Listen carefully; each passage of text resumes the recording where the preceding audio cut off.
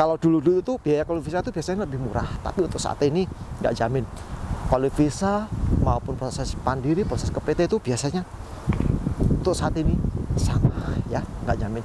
Jadi yang penting bisa berangkat ke sini, ponakan saya udah silakan, nggak apa-apa, silakan daftar aja ke PT. Assalamualaikum warahmatullahi wabarakatuh. Balik lagi di vlog saya. Halo guys, gimana kabarnya hari ini? Nah, hari ini cuacanya mendung, musim dingin juga di Taiwan.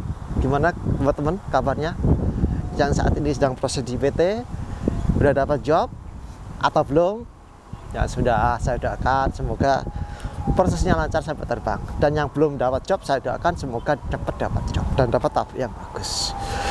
Nah, hari ini aku mau jalan-jalan sore guys, tepatnya di Danau Longtan ya. Ini aku mau muterin danau nih ceritanya nih. Seperti ini. Daripada aku di kamar juga tidur. Hari ini tuh aku libur. Ya meskipun libur nggak hari Minggu ya teman-teman. Ya kalau tempat pabrik saya kan kalau liburnya tuh giliran ya. Seperti saya pernah buat konten-konten sebelumnya. Saya tuh kalau libur tuh nggak pasti setiap hari Sabtu atau hari Minggu, giliran. Nah, jadi pabrik saya itu hari Minggu, hari Sabtu itu mesin tetap beroperasi ya, tetap jalan ya, giliran ya, nggak pernah mati ya. Kalau misalkan mesin dimatikan tuh biasanya kalau ada momen-momen libur panjang, libur konyen, atau libur-libur yang 3 hari, 4 hari, 5 hari itu biasanya mesinnya baru dimatikan. Kalau hari biasa seperti ini tuh tetap jalan terus, lemburan tetap jalan ya, meskipun cuma 2 jam ya. Kerja berangkat jam 8 pagi, pulang jam 8 malam. Biasanya kalau pabrik yang lain itu ya, kalau misalkan berangkat pagi jam 8, pulang jam 8 malam, itu biasanya lemburnya udah 2,5 jam. Tetapi untuk di pabrik saya itu lemburnya cuma 2 jam. Karena apa? Yang pertama, istirahat jam 12 sampai jam 1 itu 1 jam. Kemudian jam 5 sampai jam 6 itu istirahat 1 jam lagi. Kalau pabrik yang lain kan kalau istirahat sore itu biasanya jam 5 sampai jam setengah 6. Setengah 6 itu udah mulai kerja. Kalau di tempatku itu jam 6 baru mulai kerja. Seperti di pabrikku yang dulu ya. Dulu aku di daerah Nantau itu lembur itu jam setengah 6 udah mulai kerja. Tapi untuk di pabrik ini ya, mulai jam kerja untuk jam lembur itu dimulai jam 6 sore. Jadi untuk lemburannya tuh cuma 2 jam. Nah, hari ini mau sharing tentang adik saya ya. Dulu pengen kesini, dulu pernah saya tawari ya, mau saya ajak kerja di sini daripada kerja di rumah ya. Kerja di rumah ya ada sih kerjaan, cuman ya tahu sendiri ya teman-teman ya, kerja di rumah itu meskipun kerjaan ada, kerjaan banyak ya, gajinya tetap ya masih mendingan kesini. Dulu aku pernah nawarin, ternyata dia nggak mau. Dia mau apa istilahnya tuh nelateni kerja di Indonesia ya, ikut majikan rumah makan ya, bakul soto lah istilahnya. Tapi kemarin ngubungin saya, katanya pengen ke Taiwan, pengen ke sini. Ya udah, kalau pengen ke sini ya harus nunggu job. Ya kalau ada job ya saya carikan dulu.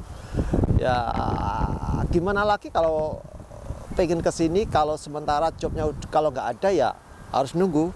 Kalau pengen cepet ya silakan daftar ke PT. Saya saranin gitu. Kalau pengen ke Taiwan dapat daftar ke PT aja. Kalau untuk info calling visa untuk ikut ke pabrik saya tuh kayaknya tuh lagi nggak butuh gitu loh. Akhirnya ya dia mutusin ya udah nunggu aja. Kalau misalkan nanti kalau ada info job untuk calling visa, katanya dia kalau saya suruh ke daftar ke PT itu takutnya mungkin jauh dari saya, karena dia juga belum pengalaman, belum pernah ke luar negeri. Saya nggak berani maksain, takutnya nanti udah terlanjur ke sini biaya proses mahal, dia nggak kerasan. Kalau dia pengennya dekat sama saya, dekat meskipun beda pabrik, yang penting dekat tuh dia mau, itu ya nggak apa-apa sih. Saya nggak maksa untuk daftar ke PT. Kalau misalkan kamu mau nunggu untuk cari info job di sekitaran saya, nanti dulu kalau misalkan ada info job gitu loh. Keponakan saya itu dulu pernah ya mau proses ke sini ya, mau proses ke Taiwan, ikut jalur calling visa ya, tetapi nggak jadi, kena cancel. Apa alasannya? Medical ya. Jadi gini, dulu tuh saya tuh pernah bawa ponakan saya untuk calling visa. Nah kebetulan ada lowongan kerja di pabrik saya ajak kan. Nah saya suruh daftar, ternyata hasil medicalnya tuh unfit ya.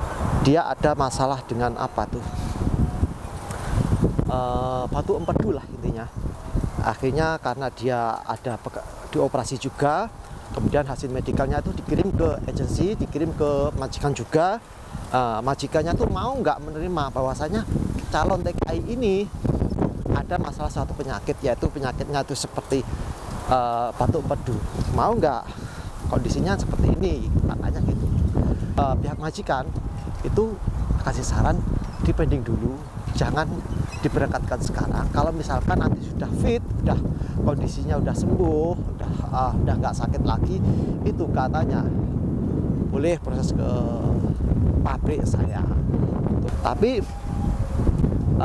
dari sekian 1 tahun lebih saya tunggu-tunggu, ternyata ada beberapa teman-teman saya itu yang satu pabrik dengan saya itu juga pengantri, ingin membawa keponakan, bawa adik, ada membawa saudara juga, udah menyodorkan biodatanya. Jadi saya kalau misalkan itu mengajukan lagi, saya juga gak enak ya. Alhamdulillah kemarin udah daftar untuk jobnya itu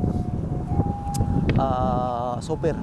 Dia bisa, kebetulan dia bisa sopir, kemarin udah daftar. Tapi untuk apa hasilnya itu dari pihak majikan nggak tahu ya, menerima atau enggak. Kemarin udah interview juga ya, semoga aja bisa keterima, meskipun kemarin tuh pernah gagal mau calling visa. Yang calling visa itu sebenarnya biayanya tuh nggak jamin akan lebih murah ya. Sekarang biaya calling visa tuh sama biaya proses ke PT itu hampir sama ya. Kemarin aja calling visa itu rata-rata itu bisa sampai 70 sampai 75, bahkan ada yang 80. Itu proses calling visa ya. Dan untuk proses yang ke PT itu juga segitu. Nggak terlalu beda jauh lah untuk biayanya. Entah itu nggak, kurang paham itu alasannya apa kok biaya calling visa sama proses ke PT kok hampir sama biayanya ya. Kalau dulu tuh biaya calling visa itu biasanya lebih murah, tapi untuk saat ini nggak jamin.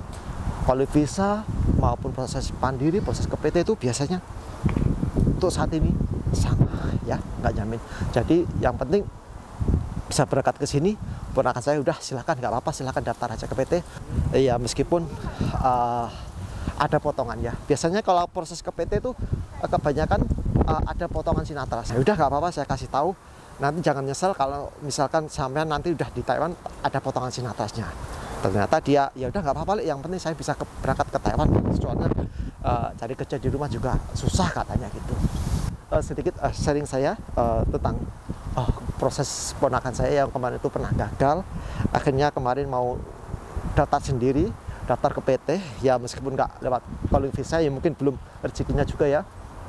Dan cerita adik saya juga yang dulu pernah saya ajak ke sini, pas waktu itu ada lowongan kerja di pabrik saya untuk proses calling visa. Dia nggak mau, nggak siap, katanya pengen kerja di rumah aja. Ternyata saat ini dia nggak betah, pengen kerja ke Taiwan, pengen ngerasain lah ya, katanya gajinya gede katanya di Taiwan. Ya sebenarnya itu ya soal gaji gede atau enggak itu ya relatif ya teman-teman ya. Jadi kita kembali kepada yang kasih rezeki ya. Nah itu ya sedikit vlog saya hari ini, semoga ini bermanfaat, cerita tentang keponakan saya dan adik saya ya. Buat teman-teman yang baru saja menemukan channel saya, yang belum klik tombol subscribe-nya, silahkan ditombol, dan jika ini bermanfaat silahkan di like. Nah gitu aja ya. Wassalamualaikum warahmatullahi wabarakatuh.